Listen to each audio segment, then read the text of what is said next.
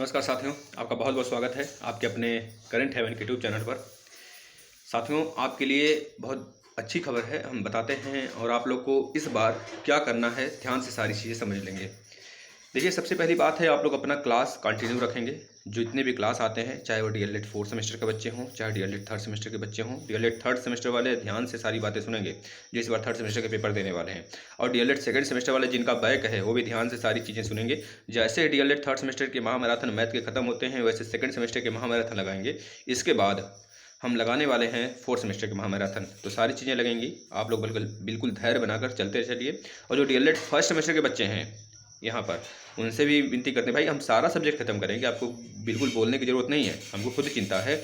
आपके सारे सब्जेक्ट यानी कि मैथ, एसएसटी, साइंस, इन तीनों का जिम्मा तो हर सेमेस्टर का हम ले लेंगे, प्लस यूपी टेट के सारे क्लास। तो आप लोग को चैनल सब्सक्राइब कर लीजिए अगर सब्सक्राइब नहीं किए हैं तो। भाई देख लो, कल रात से नींद नहीं आई है ना।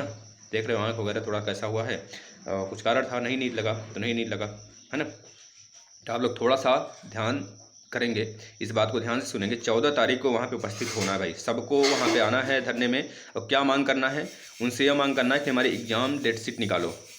भाई अगर आप प्रमोट के बिल्कुल विपरीत हो, प्रमोट नहीं करना चाहते, उसके पक्ष में नहीं हो, तो भैया डेट शीट दो हमें कि हमारा एग्ज़ाम कब होगा। क्योंकि 24 मार्च से लेकर 12 अप्रैल तक तो जगह खाली नहीं है। उन्होंने भी बोल रखा था भाई कि एग्ज़ाम आपके कह लीजिए कि जो शेड्यूल पहले होगा 12th का या फिर उधर डीएलएड का, वही पहले होगा एग्ज़ाम, तो वही होगा उनका एग्ज़ाम पहले भैया यूपी बोर्ड का भैया, वो भी ज़रूरी है।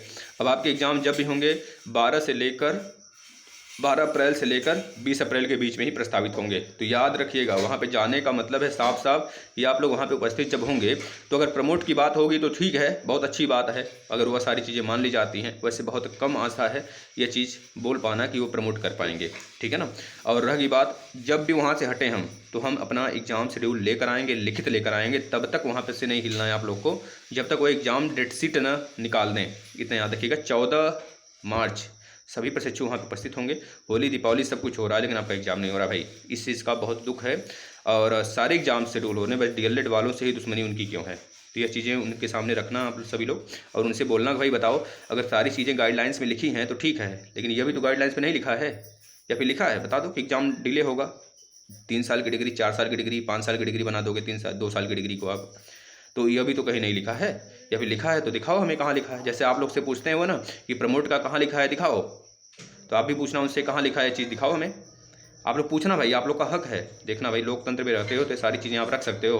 क्योंकि अब पता है सरकार किसी की बने, हमसे कुछ नहीं मतलब है, चाहे बाबा आए, चाहे अखिलेश भैया आए, कोई भी आए, हमसे कुछ मतलब नहीं है। हमसे क्या मतलब है, हम एक शिक्षक हैं और प्रशिक्षु हैं, तो हमारा सिर्फ यही दायित्व है कि हम अच्छे से पढ़ लिख कर एक जॉब ले लें, बस बात खत्म। किसी का भी सरकार हो, और सही समय पर, क्योंकि अभी वैकेंसी आ जाएगी 2023 में। अगर 2023 तक भी नहीं कंप्लीट रहेगा तो फिर क्या करोगे बताओ भाई। चांस मिलता है सबको, लेकिन उस चांस का सही उपयोग कर पाना ही अच्छा होता है ना। तो वह सारी चीज़ें हैं। आप 2023 तक बिल्कुल भी तैयार रहिए भर्ती में बैठने के लिए, लेकिन इसके पहले बैक वगैरह नहीं लगने देना है, और समय से एग्जाम करा ले तो।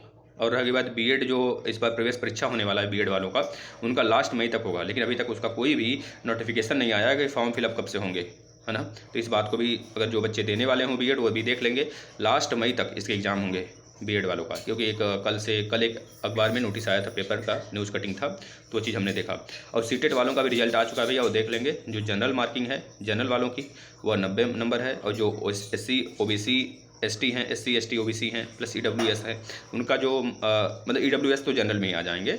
और जो इधर कैटेगरी है, जो एक तरह से PH वगैरह वाले होते हैं, इनका 82 यानी कि 83 नंबर लाना अनिवार्य होता है। 83 लाओगे तभी पास माने जाओगे भाई। और जो बच्चे इससे कम आए हैं, उनको एक तरह से भैया सांत्वना ही कह लीजिए उनके साथ है, या फिर उनके साथ जितने भी क्लास हमने शेयर किए हैं, सारे के सारे प्लेटफॉर्म पे सारे सजा के रखे गए हैं। सीटेट 2022 के लिए, यूपी टेट 2022 के लिए, उसको देख डालिए पूरा का पूरा। अभी आपके पास समय है, या मत कहिएगा 1 महीने पहले देखना स्टार्ट करेंगे तो ऐसे ही नंबर आएंगे जो इस बार आए हैं।